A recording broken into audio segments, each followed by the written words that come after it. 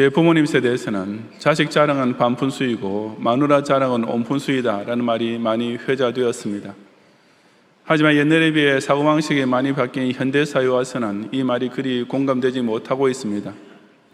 요즘처럼 자녀 교육을 올바로 시키기가 참 어려운 시대에 자기 자식을 남 앞에서 부끄럽지 않게 잘 키웠으면 정말 자랑할 만한 일이고, 남편과 아내가 서로 진심으로 사랑하고 존중하면서 산다면 남 앞에서도 자기 배우자에 대해 험담하는 것보다야 칭찬하는 편이 100번 더 나을 것이라고 사람들의 생각이 많이 변했기 때문입니다.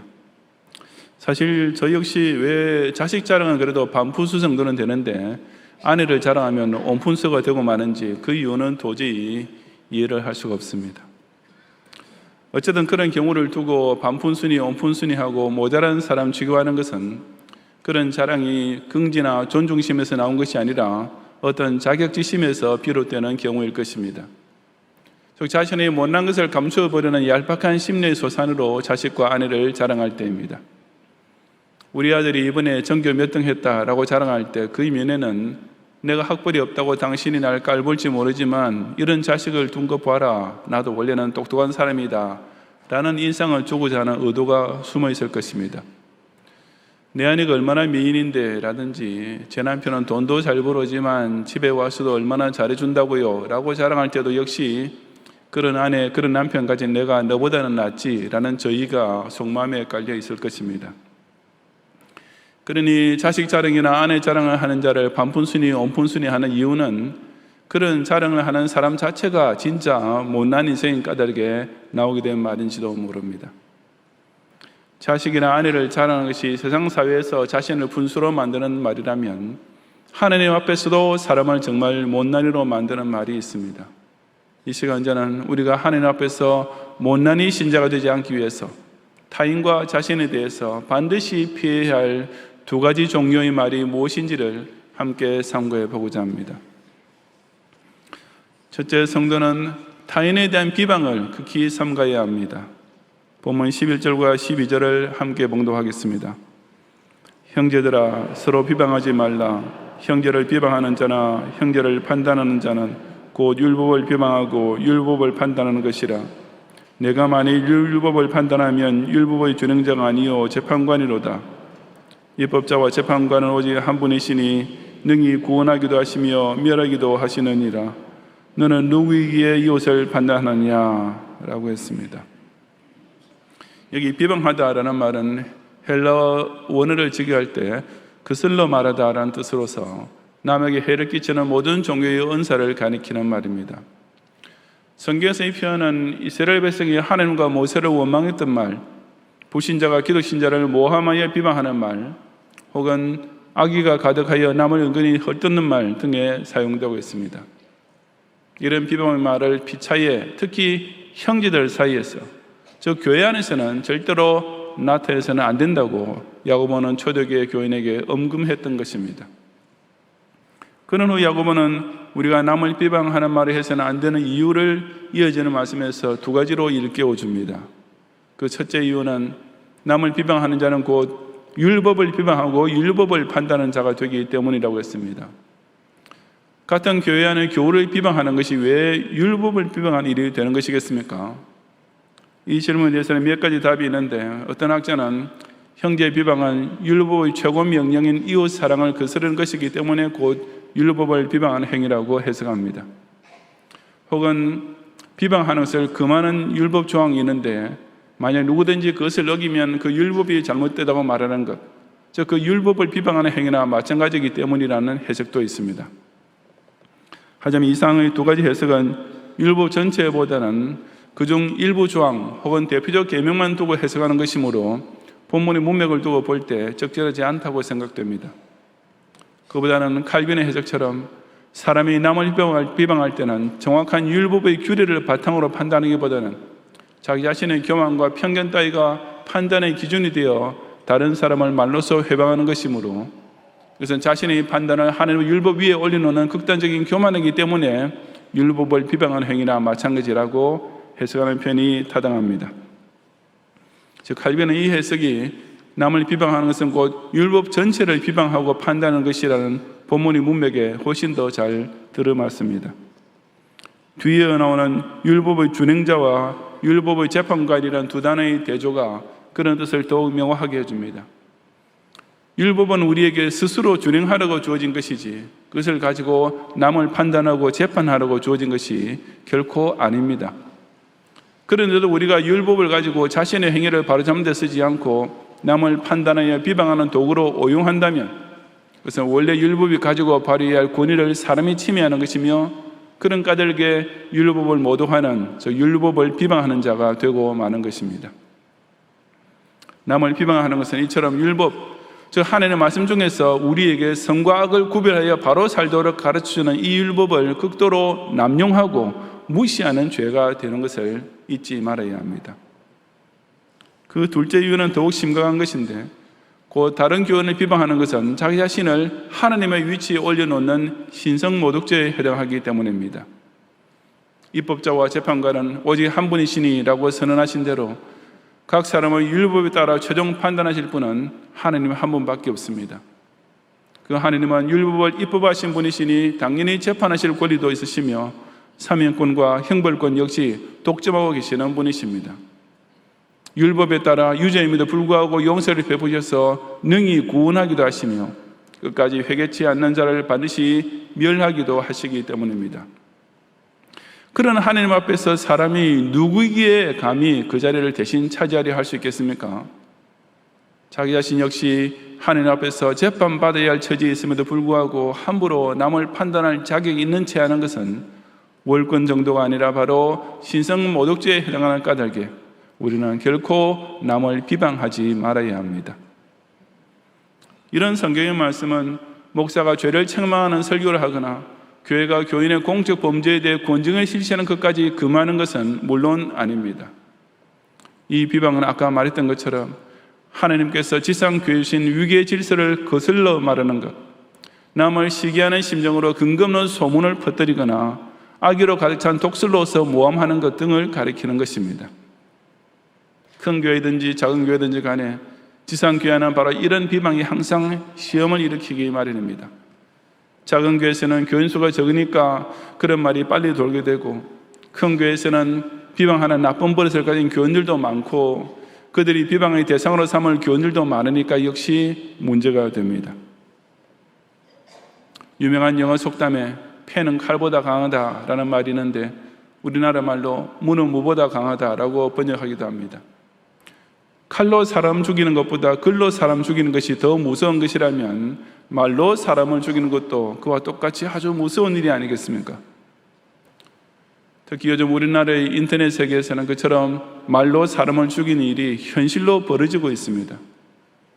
오죽하면 그처럼 예쁘고 돈 잘 벌고 인기 있는 젊은 연예인들이 악플에 시달리다 못해 자살까지 하겠습니까? 익명이란 가면 뒤에 숨어서 아무에게나 악담과 욕설을 거침없이 퍼부는 네티즌 살인자들이 그런 무서운 짓을 태연히 저지르면서도 그것이 얼마나 악한 행위인지에 대해서는 일말의 양심의 가책도 느끼지 않고 있는 것입니다. 저는 그런 면에서 한때 우리나라 정치권에서 인터넷 실명제를 도입했다가 몇 년 후 헌법재판소에서 위헌 결정을 내리는 바람에 유야무야된 사실에 대해 크게 유감스럽게 생각합니다. 그것은 결코 언론 자유를 침해하는 제도가 아니라 언론 자유를 남용하는 범죄를 막는 문제에 관한 제도였기 때문입니다. 하지만 우리는 그처럼 말로 사람 죽이는 일이 교회 안에서도 벌일 수 있다는 사실에 대해 더욱 주의해야 합니다. 사실 성도들이 교회생활 중에 시험을 받게 되는 대부분의 경우가 바로 자기에 대한 험담이나 비방을 듣게 될 때가 아니겠습니까? 만약 여러분이 그런 일을 직접 당해본 적이 있다면 어떠하겠습니까? 그러므로 우리는 우선 나 자신부터 남에게 그렇게 행한 적이 없는지를 먼저 돌이켜보아야 합니다. 말하는 사람은 무심코 내뱉는 것이지만 듣는 쪽에서는 문자 그대로 칼보다 더 아프게 찔리게 되는 것이 곧 타인의 비방이기 때문입니다. 칭찬하는 말이나 위로해주는 말은 남에게 많이 하면 할수록 좋은 말입니다.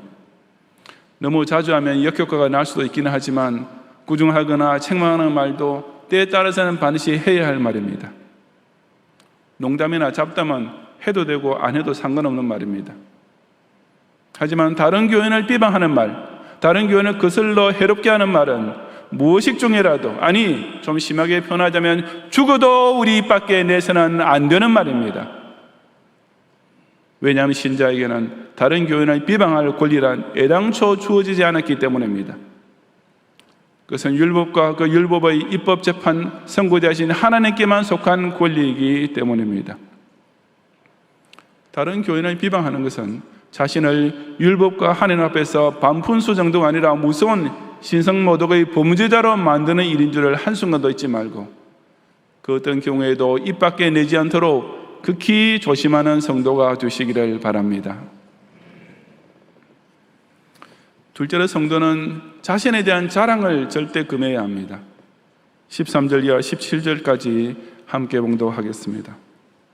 들으라, 너희 중에 말하기를 오늘이나 내일이나 우리가 어떤 도시에 가서 거기서 1년을 머물며 장사하여 이익을 보리라 하는 자들아, 내일 일을 너희가 알지 못하는도다. 너희 생명이 무엇이냐? 너희는 잠깐 보이다가 없어지는 안개니라. 너희가 도리어 말하기를 주의 뜻이면 우리가 살기도 하고 이것이나 저것을 하리라 할 것이거늘 이제도 너희가 허탄한 자랑을 하니 그러한 자랑은 다 악한 것이라. 그러므로 사람이 선을 행할 줄 알고도 행하지 아니하면 죄니라. 아멘. 여기서 야고보는 당시 1세기 무렵에 흔히 볼 수 있었던 상인을 예를 들어 사람의 허탄한 자랑, 즉 교만이 얼마나 큰 죄인지를 보여줍니다. 13절에서 묘사하고 있는 대상은 그야말로 대표적인 비즈니스맨입니다. 로마 제국의 최고 번영기가 시작될 무렵이었던 당시는 상업활동, 특히 도시와 도시를 잇는 장거리 거래와 무역업이 번창일로에 있었습니다. 그런 와중에 나타난 수완 있는 상인들이 자기네 기업을 경영했던 노하우나 원칙 같은 것은 기본적으로 오늘날 현대의 비즈니스맨과 조금도 다를 바 없이 철두철미한 것이었습니다. 우선 그들은 자신의 시간표를 철저하게 짰습니다. 오늘이나 내일이나 우리가 어떤 도시에 가서 거기서 1년을 머물며 라고 한 대로 그들은 일일 계획표, 금주 일정, 출장의 여정 등에 이르기까지 모든 시간을 완벽하고도 효과적으로 계획했던 자였습니다. 그 상인들은 또한 자신이 세운 계획을 따라 모든 정력을 동원하여 아주 바쁘게 활동한 사람이기도 했습니다. 우리가 가서 거기서 장사하여 라고 했습니다.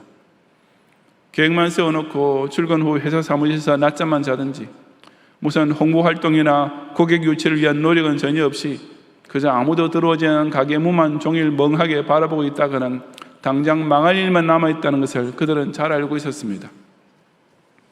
거래처 관계를 개선하고 고객을 더 확보하고 좋은 물건을 싼 값에 구입할 수 있는 곳이 있다는 말만 들리면 발벗고 당장 달려가서 장사했던 사람들이었습니다. 장사라는 영어 단어 자체가 비즈니스이듯이 문자 그대로 바쁘게 하루 종일 쉴 틈 없이 움직이면서 일했던 것입니다. 그리고 그들은 분명한 목표도 세우고 있었습니다. 그들이 그처럼 철저한 계획을 세우고 총력을 투자하여 장사한 목적은 단 한 가지, 이익을 보기 위함이었습니다. 이전의 모든 단계는 바로 이 한 가지 확고부동한 목표를 어찌하든지 꼭 성취하기 위한 과정일 따름이었습니다. 돈을 벌지 못하는 장사란 당장 집에 치우는 편이 100번 더 낫다는 사실은 만고불변의 진리였던 것입니다. 정말 철저한 상인 정신이 아닐 수 없습니다. 비록 거래처 간의 거리는 더 멀어지고 물량은 더 많아지고 서류는 더 복잡하게 됐지만 예나 지금이나 장사한다는 것은 철저하고 완벽한 계획을 먼저 세우고 세운 계획을 따라 전력 투구하면서 땀 흘려 일하고 그 결과로서 이윤 획득과 재산 축적이라는 목표를 달성하는 것입니다. 이 기본적 원리는 20년 전의 상인이나 오늘날 21세기 비즈니스맨이나 조금도 차이가 없습니다. 그런데도 야고보는 왜 그처럼 성실하고 부지런한 상인을 가리켜 허탄한 자랑을 하는 자라고 단정하면서 그런 자랑은 다 큰 것이라고 단호히 정죄하는 것이겠습니까? 거기에는 세 가지 이유가 있는데 그 첫째는 그들이 장사를 위한 시간 계획을 세울 때 인생의 무상함을 전혀 계산에 넣지 않았기 때문이었습니다. 사람은 자기 인생 계획을 세울 때 오늘, 금주, 금년 하면서 마치 그 계획표하는 시간이 자기에게 틀림없이 찾아올 것이라고 확신하고 있지만 사실에 있어서 이것은 엄청난 착각입니다. 왜냐하면 14절에서 말씀하는 대로 사람은 본질적으로 내일 일을 알지 못하는 무지와 무능력 안에서 잠깐 보이다가 없어지는 안개와 같이 무상한 인생을 살고 있기 때문입니다. 어김없이 내게 찾아줄 것 같은 미래는 사실 병이나 사고나 혹은 예수 그리스도의 제 이름으로 인하여 하루가 될지 혹 1분이 될지 전혀 알 수 없습니다. 그런 까닭에 각 사람의 인생이란 그야말로 아침에 잠시 동안은 그토록 짙게 온 땅을 덮고 있다가도 한순간에 사라지는 안개와 같이 언제 사라질지 알 수 없는 실로 허무하기 짝이 없는 것입니다. 누가복음 12장 16절부터 21절에서 예수님께서 들려주신 비유가 바로 그 대표적인 예가 아니겠습니까? 한 부자가 자신의 밭을 통해 쌓을 것이 부족할 정도로 풍성한 소출을 얻게 되었을 때 그는 내가 이렇게 하리라, 내 곡간을 헐고 더 크게 짓고 내 모든 곡식과 물건을 거기 쌓아두리라. 또 내가 내 영혼에게 이르되 영혼아, 열에 쓸 물건을 많이 쌓아두었으니 평안히 쉬고 먹고 마시고 즐거워하자 하리라 라고 했습니다. 하지만 그처럼 허탄한 자랑에 빠지는 부자를 향해 하나님께서는 어리석은 자여, 오늘 밤에 내 영혼을 도로 찾으리니 그러면 내 준비한 것이 누구의 것이 되겠느냐라고 조소하셨던 것입니다. 이처럼 인생이라는 시간이 본질적으로 변화무쌍하며 오직 절대 주권자께서 마음대로 주장하고 계신다는 사실을 깨닫지 못하는 가운데 인간이 세우는 계획이란 실로 어리석고 악한 자랑이 될 수밖에 없습니다. 둘째 문제점은 그런 상인의 말에 주의 뜻, 곧 하나님의 의지가 상실되어 있다는 사실이었습니다. 15절에서 너희가 도리어 말하기를 이라고 한 것은 너희가 당연히 이렇게 말했어야 했는데 그렇게 하지 않았다는 뜻으로서 그 당연히 했어야 했던 말은 곧 주의 뜻이면 우리가 살기도 하고 이것이나 저것을 하리라는 말이었습니다. 사실 하나님의 뜻이라면 이라는 말은 당시 이교들도 소위 신의 뜻이라면 이라고 하며 흔히 쓰던 표현이었습니다. 그래서 야고보는 God, 하나님이란 단어 대신 일부러 the Lord, 주라고 분명히 밝혔습니다. 즉 주 하나님께서 뜻하시는 일이면 우리가 살기도 하고 이것이나 저것을 할 수 있지만 만약 하나님 뜻하시는 일이 아니면 사람이 이 도시 저 도시로 돌아다니며 장사를 하고 돈을 벌고 어쩌고 하기는 고사하고 당장 오늘 밤에라도 죽을 수 있는 것입니다. 그러므로 기독신자는 무슨 일을 하든지 항상 주의 뜻, 즉 하나님의 의지와 섭리를 꼭 염두에 두어야 합니다. 그것은 그저 입으로만 주의 뜻이라면 하고 되뇌는 것이 아니라 자신의 전생의 구석구석까지 하나님께서 친히 간섭하시고 인도하시고 주장하고 계심을 확실히 믿고 의지하면서 나아가야 함을 의미합니다. 그처럼 하나님 뜻에 의뢰하지 않고 자기 노력만으로 다 이룰 수 있는 듯이 덤비며 사는 것은 자신감이 넘치는 독립적 인생이 아니라 오직 교만에 불과하며 그런 까닭에 악한 자랑일 뿐인 것입니다. 셋째로 이 상인들의 말에는 선한 일을 위한 목적이 결여되어 있었습니다. 장사하는 사람이 이익을 보는 것, 즉 이윤을 목적으로 하는 것은 사실 지극히 당연합니다. 하지만 자기가 얻은 재물을 무엇을 위해 쓸 것인가 하는 문제에 대하여 미리 바른 목적을 세워둘 줄 모를 때는 그 당연해 보이는 말도 하나님 앞에서는 악한 자랑으로 전락하고 맙니다. 왜냐하면 하지 말아야 할 것을 저질렀을 때도 죄이지만 해야 할 것을 하지 않았을 때도 죄가 되기 때문입니다. 예수님께서도 마태복음 25장 26절에서 자기가 받은 달란트를 땅속에 감추어두고 아무것도 하지 않았던 종은 악하고 게으른 종으로 책망받게 될 것이라고 하셨고, 누가복음 12장 47절에서도 주인의 뜻을 알고도 준비하지 아니하고 그 뜻대로 행하지 아니한 종은 많이 맞을 것이요 라고 경고하지 않으셨습니까? 우리는 어떤 일이 선한 것인지는 다 잘 알고 있습니다. 선을 행할 수 있는 기회도 그저 손만 뻗으면 닿을 수 있는 곳곳에 산재해 있습니다. 그러므로 사람이 자신의 개인 이익만 추구하기 위해 목표를 세우고 그 목적만 달성했다고 만족하며 산다면 그는 비록 하지 말아야 할 것을 저지른 죄는 없을지 몰라도 선을 행할 수 있음에도 행하지 않은 죄에 여지없이 걸리게 됩니다. 그런 사람은 흔히들 말하듯이 사내의 대장부로서 남부끄럽지 않게 자기 인생에서 성공했다고 자부할지라도 하나님 앞에서는 오직 그것이 다 허탄한 자랑이요 더욱 악한 자랑이 될 수밖에 없는 것입니다. 세상 교육학이나 인생 상담실에서는 자기 스스로에 대해서 자신을 가져야 한다고 조언해 줍니다. 그런 자신감을 가지고 무언가 이루어내는 것이 가장 이상적 인생관이라고들 가르치고 또 배우고 있습니다. 계획을 잘 세워서 시간을 효과적으로 쓰고 주어진 기회에 성실하게 최선을 다하고 그리하여 원래 세워놓았던 목적을 성취해내는 것, 누가 봐도 흠잡을 데 없는 완벽한 인생처럼 보일 것입니다. 그러나 성경 하나님께서는 그것은 다 허탄하고 악한 자랑이라고 엄중히 경책하십니다. 그런 말은 인생의 시간에 대한 자신의 무능력함을 인정하지 않으며 하나님 뜻에 대해 전혀 안종교도 없고 선한 일을 하고자 하는 목표가 완전히 상실되어 있기 때문입니다. 이 세 가지가 결여되어 있으면 아무리 빈틈없어 보이는 계기요 자신감 넘치는 인생관이라 해도 결국 하나님 대신 자기 자신을 우상으로 만드는 지극히 교만한 죄악이 될 뿐입니다. 우리는 자기 자신에 대해 겸손하면서도 긍정적인 말은 하면 할수록 좋을 것입니다. 또한 조금 어렵기는 하지만 자신의 죄를 솔직하게 고백하는 말이나 반성의 자세로 자책하는 말도 때로는 해야 할 때가 있을 것입니다. 남에게 자기 체험담을 들려주거나 자기 곁에 시한수 들려주는 것은 해도 되고 안 해도 그만입니다. 하지만 그 어떤 경우에나 그 어떤 자리에서도 자기 자신을 자랑하는 말, 하나님 없이도 혼자 얼마든지 잘 살 수 있다는 식의 말은 그 어떤 비슷한 소리라도 절대로 하면 안 됩니다. 왜냐하면 그것은 단지 사람 앞에서 자기를 높이는 말 정도가 아니라 하나님 자리에 자기를 스스로 앉히고 높이는 실로 악하고 교만한 자랑일 뿐이기 때문입니다. 자신의 인생이란 시간은 오직 생명의 주인이신 하나님 손에 붙잡혀 있고 자기 인생의 계획을 스스로 세울지라도 그 걸음을 주장하시는 이는 하나님이시며 자기 인생이 존재하고 있는 목적 자체도 오직 하나님 한 분에게 있음을 늘 명심하면서 언제 어디서든지 자기를 스스로 자랑하는 말을 결코 입 밖에 내지 않는 성도가 되시기를 바랍니다. 성도 여러분, 차라리 가만히 있었더라면 중간은 됐을 것을 이라는 말을 흔히 하지 않습니까? 그런데 어딘가 보니까 가만히 있으면 중간이 아니라 꼴찌가 될 뿐이다.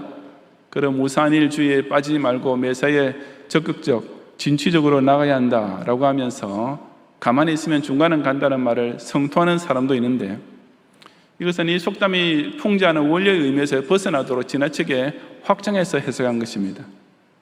이 말은 적극적으로 행동하려 하지 말고 가만히 앉아있는 것이 상책이다라는 뜻이 아니라 잘 모르는 어떤 사실을 아는 척하고 괜히 말했다가 무언을 당하게 되는 경우를 두고 하는 말입니다. 그처럼 자기 무식을 드러내는 말이라면 정말 예당초 입 밖에 내지 않고 가만히 있는 편이 100번 더 좋을 것은 두말할 필요도 없습니다. 타인에 대한 비방과 본인에 대한 자랑은 사람 앞에서도 그렇지만 더욱이 하나님 앞에서 아주 덜된 사람, 진짜 온푼수라는 사실을 스스로 드러내는 말이 됩니다. 똥 묻은 개가 겨 묻은 개에 나무란다는 우리나라 속담처럼 자신을 먼저 살피지 않고 하는 비방은 결국 자기 자신이야말로 훨씬 더 못난 인간임을 여실히 나타내는 말이나 마찬가지입니다. 또한 자랑은 사람 앞에 자기를 내세우며 높이려 하는 말이지만 그것을 입 밖에 내는 바로 그 순간 즉시 하나님 앞에서는 제일 밑바닥으로 떨어지고 마는 것입니다. 그렇다면 반대로 적어도 이 두 가지 말만 우리가 절대 하지 않으면 중간 정도가 아니라 그의 최상위권에 드는 사람이 될 수 있지 않겠습니까? 남을 비방하는 말과 자기를 자랑하는 말, 이 두 가지 말을 우리 입이 아예 잊어먹게 될 정도로 극히 삼가고 절대 그맘으로써 한층 더 성숙한 하나님의 자녀로 성화되는 성도가 되시기를 주님의 이름으로 축원합니다. 아멘.